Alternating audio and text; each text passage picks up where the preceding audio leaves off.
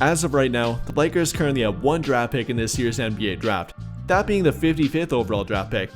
And with them currently having a bunch of needs in their team, primarily at center, that could be an incredibly important draft pick for them, giving them the ability to find a backup center, potentially, without making a trade or signing a free agent. Or maybe it might require them, or maybe they should look in the direction of making a trade, with that draft pick too.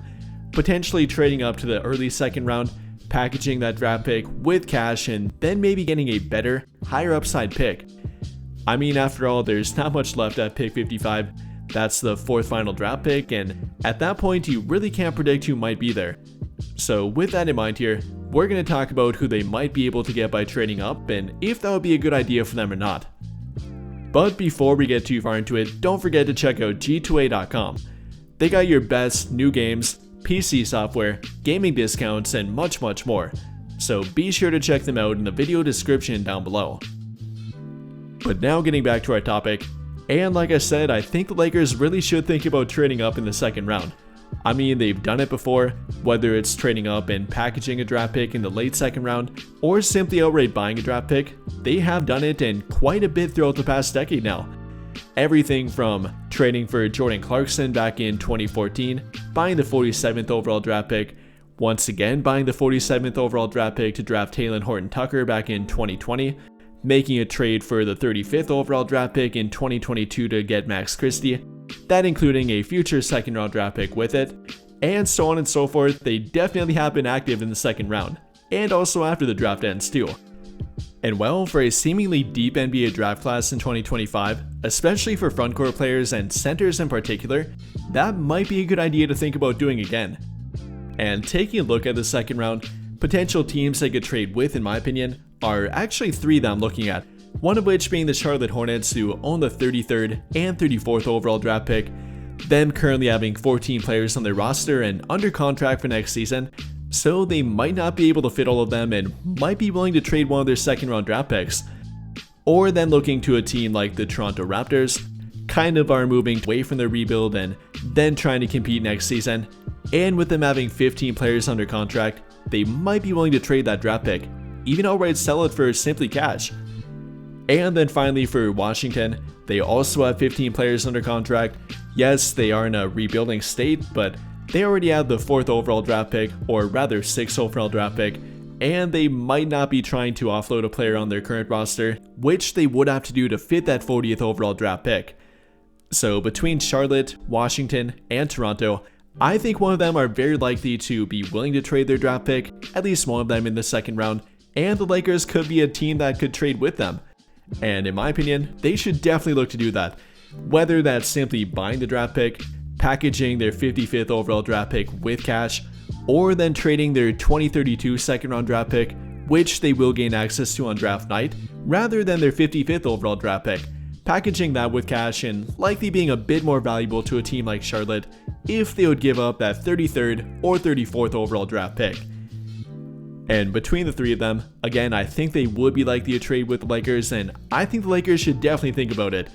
I mean, at that point, and compared to 55th overall, there's a bunch of players that are more likely to fall to them at that range and could help them for their backup center spot. And we're going to talk about three of them, including Ryan Kalkbrenner, who I've yet to talk about and definitely have been trying to get to, so this is a pathway for it. Also talking about Maxine Ray, a little bit less likely to fall to that range, but could be a possibility. And then finally, Yanni Conan, a guy I've talked about and probably the most likely center to fall to that draft range, and by far the most athletic one too.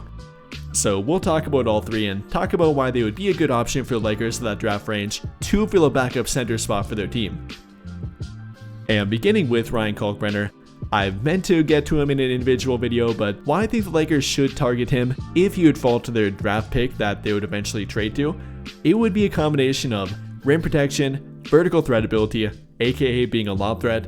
ability to be a defensive anchor, and then simply being very NBA ready to fill a backup center spot, in my opinion.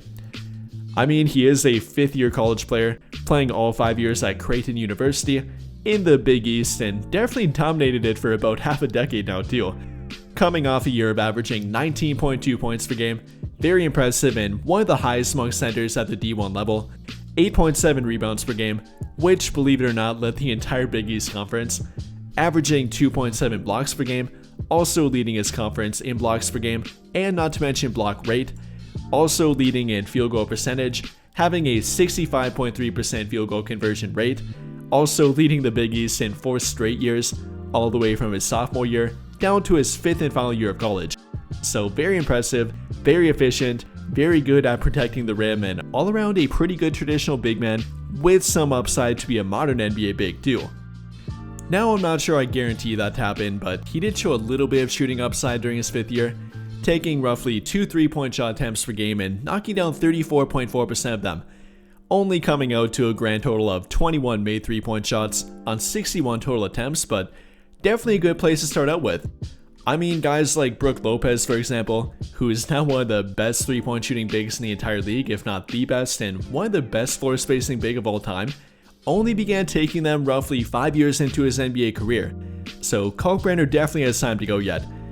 And then on top of that, simply being a pretty versatile player offensively, between the low post scoring ability, having a little bit of high post ability, both in regard to seeing teammates and operating out the high post, scoring, looking for himself, or simply operating their offense a little bit. I think there's some upside there with Ryan Kalkbrenner too. It's not all defense for him, does have a pretty good soft touch around the rim, can be a lob threat, which obviously is very important for the Lakers and for Luka Doncic. Obviously him, and that's a big priority for what he wants to play with and what he likes to have around him at center. Kalkbrenner can do that. And then on top of that, between the rim protection and rebounding, definitely can fill the other parts of being a traditional big, also being a pretty good rim runner and being a fairly decent athlete for his size. I mean, he did measure in at over 7'1" at the draft combine, also having a 7'6" wingspan, weighing in at roughly 260 pounds, so definitely has a filled out frame, and that's not a worry about him entering the NBA. Isn't a 19-year-old that's still trying to put on muscle or trying to work into his body and grow into it. That's not a problem with Ryan Kalkbrenner. But going back to his defense here, like I said, translating to over a rate of 7.5%, that being on his entire college career. Probably won't be very switchable, which won't factor in well to some defensive schemes and schemes that a guy like JJ Redick does like to play at times, so gotta keep that in mind here too. But if he would fall to that 34th to 40th overall draft pick range, then I definitely would take a flyer on him. I mean, between the rim protection, between the low post scoring ability, between the rim running, the potential 3-point shooting upside, and simply finishing ability around the rim, I think he would definitely be worth it. And not to mention how NBA ready he is too.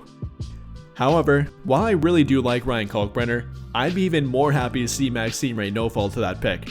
which would likely have to be the 33rd or 34th overall draft pick via the Charlotte Hornets, as he probably won't fall much further than that. As of right now, he is currently projected to be a late first round draft pick. I've seen it mocked anywhere from 25th down to 30th, then to at the absolute lowest, an early second round pick, probably no lower than 35th to 38th at the absolute lowest.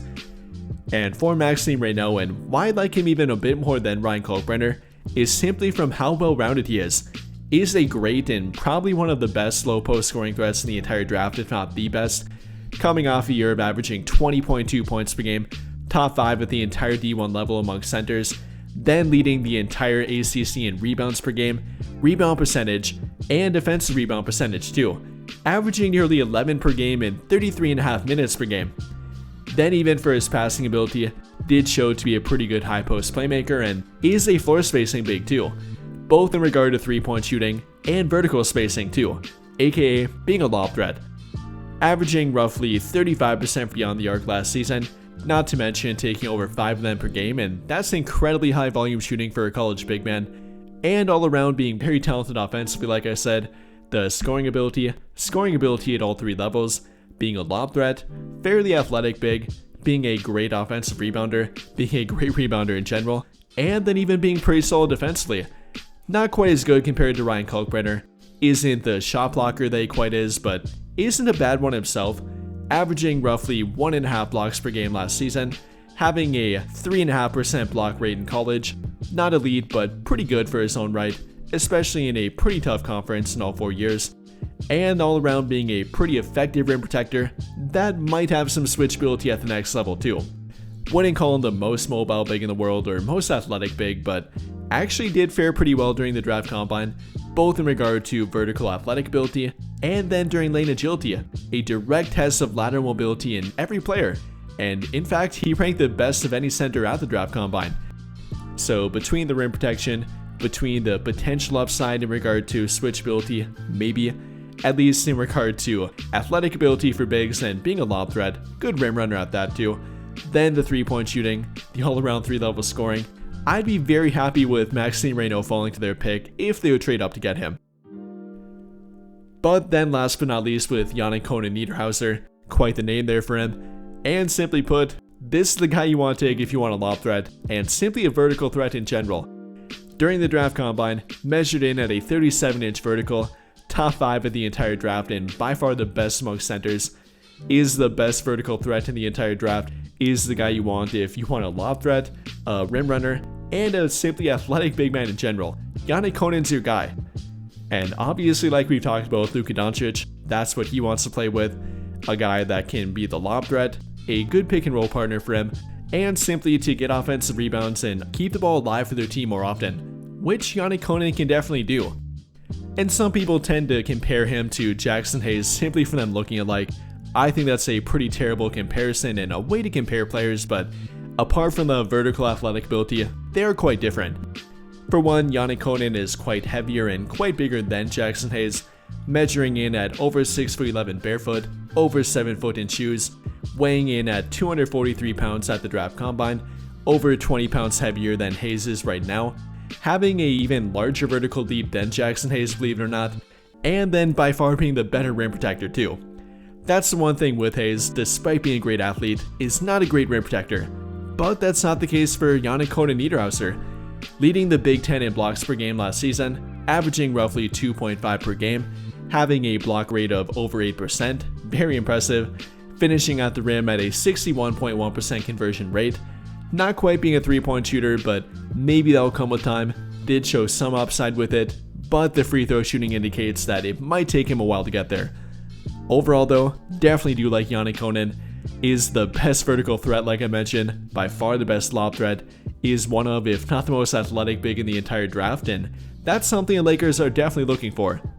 Now he definitely has his own set of flaws, which primarily come on offense, not being a very creative offensive player, not being very comfortable with the ball, neither in regard to dribbling or playmaking, unlike both Reyno and Kalkbrenner, and being a bit younger than them and not playing as long in college, so he might not be quite as NBA ready, but could still fill a limited role in my opinion, off the bench for a backup center.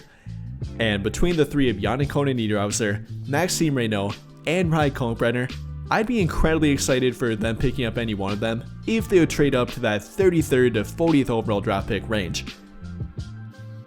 And well, with all of that being said, what do you guys think? Would you or would you not like to see the Lakers trade up in the second round?